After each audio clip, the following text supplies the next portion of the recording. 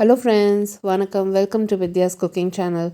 இன்றைக்கி உங்களுக்கு ஒரு வித்தியாசமான பானிபூரி, நாகப்பழம் பானிபூரி ரெசிபி செஞ்சு காமிக்க போகிறேன். இந்த நாகப்பழம் பானி, அந்த பூரி ரெகுலர் பூரி நான் யூஸ் பண்ணியிருக்கேன். அருமையாக இருந்ததுங்க. நான் நாகப்பழத்தில் இந்த மாதிரி ஒரு பானிபூரி நான் சாப்பிட்டதே இல்லை. இதான் ஃபஸ்ட் டைம். ரொம்ப ரொம்ப நல்லா இருந்தது. நாகப்பழம் நல்லா பழுத்த நாகப்பழமாக பார்த்து மார்க்கெட்லேருந்து வாங்கிட்டு வந்தேன். அதில் நான் இஞ்சி, பச்சை மிளகா, கொஞ்சம் பானிபூரி மசாலா சேர்க்க போகிறேன். இந்த இஞ்சி பச்சை மிளகாலாம் பொடியாக நறுக்கிட்டு ஒரு மிக்ஸி ஜாரில் சேர்த்துக்கினேன். அதே மாதிரி இந்த நாகப்பழத்தை நல்லா கட் பண்ணி அந்த பழத்தை மட்டும் எடுத்து மிக்ஸி ஜாரில் சேர்த்துக்கினேன். இந்த கொட்டையை அம்மா எப்போவுமே உணர்த்தி அதை பொடி பண்ணி எடுத்து வச்சுக்குவாங்க. டயபெட்டிஸ்க்கு நல்லதுன்னு சொல்லுவாங்க. அந்த நாகப்பழம் பொடி கூட நம்ம பானியில் யூஸ் பண்ணலாம், நல்லாயிருக்கும். இப்போது இந்த நாகப்பழம் மிக்ஸி ஜாரில் சேர்த்துருக்கேன். இதில் கொஞ்சம் சாட் மசாலா சேர்த்து, கொஞ்சம் உப்பு சேர்த்து, தண்ணியே சேர்க்காமல் நல்லா வழுவழுப்பாக அரைச்சி எடுத்துட்டாங்க. அருமையான பானி ரெடி ஆகிடுச்சு, நொடியில் ரெடி ஆகிடுச்சு. இதில் நம்ம உப்பு, தண்ணி, இந்த பானிபூரி மசாலா ஒரு பாத்திரத்துக்கு சேர்த்து டேஸ்ட் பண்ணிவிட்டு நம்ம சேர்த்துக்கணும். கொஞ்சம் தண்ணி நல்லா வளவி அது அந்த பானி ரெடி பண்ணிக்கணும். ஸோ இது ரொம்ப அருமையாக, ரொம்ப நல்லாயிருக்கு. அப்படியே கூட குடிக்கலாம், நல்ல டைஜஷன் கூட ஆகும். டயபெட்டிக் பீப்புளுக்கு ரொம்ப நல்லது. நீங்கள் குழந்தைங்களுக்கெல்லாம் இது பண்ணுறதா இருந்தால் வீட்டில் கொஞ்சம் சர்க்கரை சேர்த்துக்கோங்க. நான் சர்க்கரை சேர்த்துக்கல, ஏன்னா நான் சர்க்கரை ரொம்ப கம்மியாக சாப்பிட்றேன். இதில் நீங்கள் தண்ணி சேர்த்து நல்லா டைல்யூட் பண்ணி இந்த பானி ரெடி ஆகிடுச்சு பாருங்கள். நொடியில் ரெடி ஆகிடுச்சு. இந்த நாகப்பழத்தில் போய் இந்த மாதிரி ஒரு பானிபூரி பண்ணுவேன்னு நான் எதிர்பார்க்கவே இல்லை. ரொம்ப அருமையாக வந்ததுங்க. ஸோ உப்பு செக் பண்ணி உப்பு சேர்த்துக்கினேன்.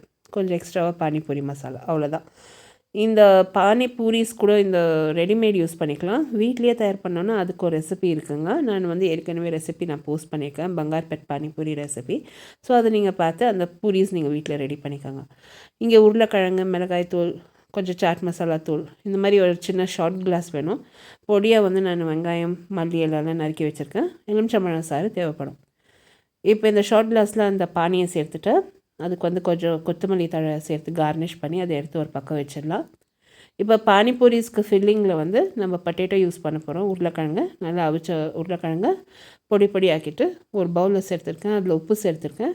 மிளகாய் தூள், சாட் மசாலா தூள், கொஞ்சம் பானிபூரி மசாலா, பொடியாக நறுக்கின வெங்காயம், மல்லி தழை சேர்த்து நல்லா கலந்து விட்டுடலாம். இதுதான் ஃபில்லிங். அந்த பூரி உள்ளே வைக்கிறதுக்கு இதுதான் ஃபில்லிங். இப்போ இந்த பூரிஸ் நான் ரெடிமேட் யூஸ் பண்ணுறேங்க. ஸ்டோர் பாட் பூரிஸ் யூஸ் பண்ணுறேன்.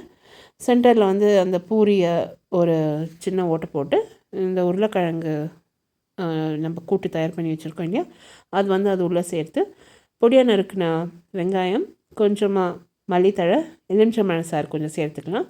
சேர்த்து இந்த பானியோட சர்வ் பண்ணலாம். எவ்வளோ அருமையாக ரெடி ஆகிடுச்சு பாருங்கள். நீங்களும் ட்ரை பண்ணுங்கள். எல்லாருக்கும் ரொம்ப பிடிக்கும் வீட்டில். எனக்கு சுத்தமாக இது பண்ணுறப்போ எனக்கு டெம்ப்டேஷன் அடக்கவே முடியல. நான் அப்போவே ஒரு 2-3 பூரி நான் தயார் பண்ணி சாப்பிட்டுட்டே இருந்தேன். ஸோ ரொம்ப நல்லா வந்ததுங்க. நான் ரொம்ப என்ஜாய் பண்ணேன். நீங்களும் ட்ரை பண்ணிவிட்டு உங்களோட கமெண்ட்ஸ் எல்லாம் போஸ்ட் பண்ணுங்கள். இந்த வீடியோ ரெசிபியில் நான் யூஸ் பண்ணியிருக்க பொருட்கள் எல்லா மெஷர்மெண்ட்ஸும் description box below this video இருக்கும். மறக்காமல் என்னோட சேனல் சப்ஸ்கிரைப் பண்ணுங்கள். அடுத்த வீடியோவில் நான் மறுபடியும் சந்திக்கிறேன். அதுவரை நன்றி, வணக்கம்.